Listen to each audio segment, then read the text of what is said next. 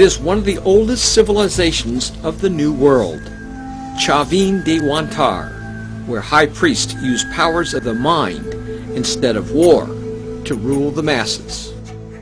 High in Peru's Andes Mountains, Chavin is revealing buried archaeological treasure from 1,000 years before Christ and 3,000 years before the Incas.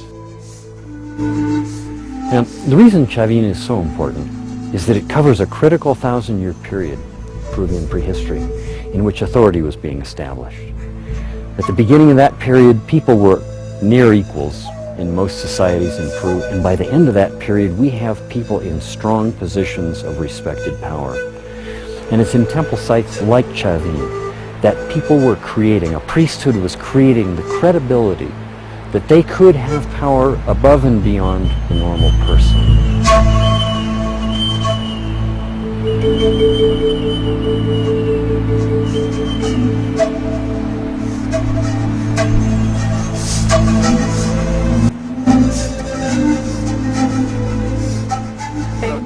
Stanford University professor John Rick and his wife Rosa, both archaeologists, have worked on this site together since the early 90s.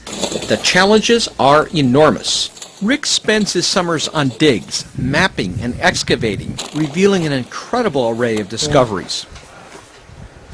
This is a survey trip taken during the South American summer. He is going to inspect erosion that is causing the site to gradually collapse under its own weight. Chavin is in urgent need of conservation.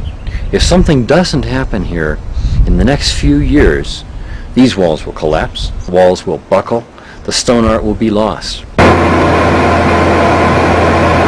Rick and his small expedition are lucky. A plane is supplied by the Barrick Mining Company, which means the trip from Lima to the mountain town of Huaraz is only an hour instead of an entire day by bus. He has brought with him Jeff Morgan, Executive Director of the Global Heritage Fund in Palo Alto, California, and Marge Charlier, a frequent visitor to Peru and a supporter of Chavin. High in central Peru, a spectacular mountain drive of 4 hours turns from paved roads to a wild ride on dirt, descending from 16,000 feet in the Cordillera Blanca Mountains to the valley and the ruins of Chavin de Huantar, home of a rich pre-Inca culture. Chavin holds a special place in the Peruvian national consciousness. Its art and monuments represent the earliest foundations of civilization. The priests who ruled Chavin did so not with military might, but by convincing the people of their special access to the gods. They manipulated sound and light in these temples, creating illusions. The cult was reinforced in the graphic artistic cultural developments of the period. Probably some sort of a supernatural power transferred from a natural world, from strong elements that they've identified, the feline god, things we can only guess at in some ways. But monuments like Chavin show us how these priests were trying to get into the minds of their followers, to change the way they were looking at human social and political structure.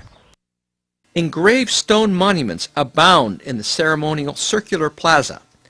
Exquisite carvings of jaguars on tablets that march toward a central staircase. What is their meaning? And what is the purpose of the hanging staircases that seem to come out of nowhere? These are generally cut stone staircases that come down through dog-leg passages, right-angle turns, to arrive here in a platform projecting out above us, the final step, in which a priest probably came down and stood. They appeared